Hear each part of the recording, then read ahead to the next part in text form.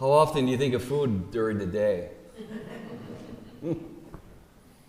Well, research shows that for most of us, we think about food 15% of the day. And then if you're on a diet, it goes from 20 to 50%. So I guess the rule is don't go on a diet, and then you won't think of food so much. I mean, I probably think about food when I go to bed. You know, I normally, before I go to bed, I get, the silverware out and a frying pan and a bowl or a plate and, get my tea sort of set, ready to go. And, I'm already thinking about food before I go to bed. And then when I get up and I eat breakfast, when I eat breakfast, I'm already thinking about lunch. And then when I eat lunch, I'm already thinking about dinner. And then, of course, what are all the snacks in between breakfast and lunch and dinner? So, I mean, I think about food all the time, right? It's reward for me. It's comfort for me. It's everything for me. What will be our next meal? What will be our next meal? In our gospel today, the interesting thing about our gospel today, Jesus is he's with the very same people that he fed 5,000 of them with bread and those fish. He just fed them on that evening, and now it's the next day. And he starts talking to them about food, that he is the bread of life. And of course they say, well, give us this food, right? And Jesus is just so confused, so frustrated with these people. They don't get it. He just fed them the night before.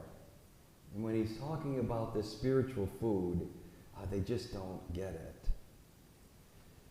In our first reading, which we'll always hear in Acts in the Easter season, it's interesting that we hear the martyrdom of St. Stephen. But the role of Stephen as a deacon would be to feed the widows, the orphans, and the poor. That's his main role, to feed the people.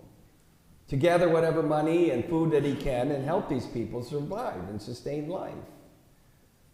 But in our story today, Deacon Stephen's doing much more than feeding the poor. He's preaching God's word to them. And it may seem a little harsh, but he's actually delivering wonderful news to them about food that can sustain them.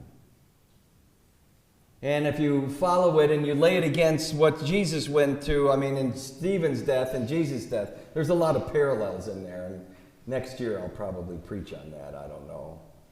Might save that. But Stephen's offering them food, and they're not taking it.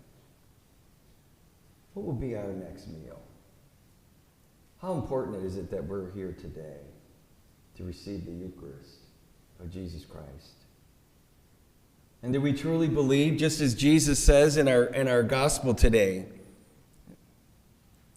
I am the bread of life. Whoever comes to me will never hunger, and whoever believes in me will never thirst. Do we really believe that? I know the days that Father Nick has Mass and I don't, I hunger for the Eucharist. I hunger for that. And I know the days that I do celebrate the Eucharist, I know that there's a power that comes to me and a grace that comes that sustains me through that day. What's our hunger today for the Eucharist? Does it truly mean everything for us? Are we willing to lay down our lives for it? Are we willing to open our hearts to that message? And are we willing to live in God's grace because of the Eucharist that he offers us today?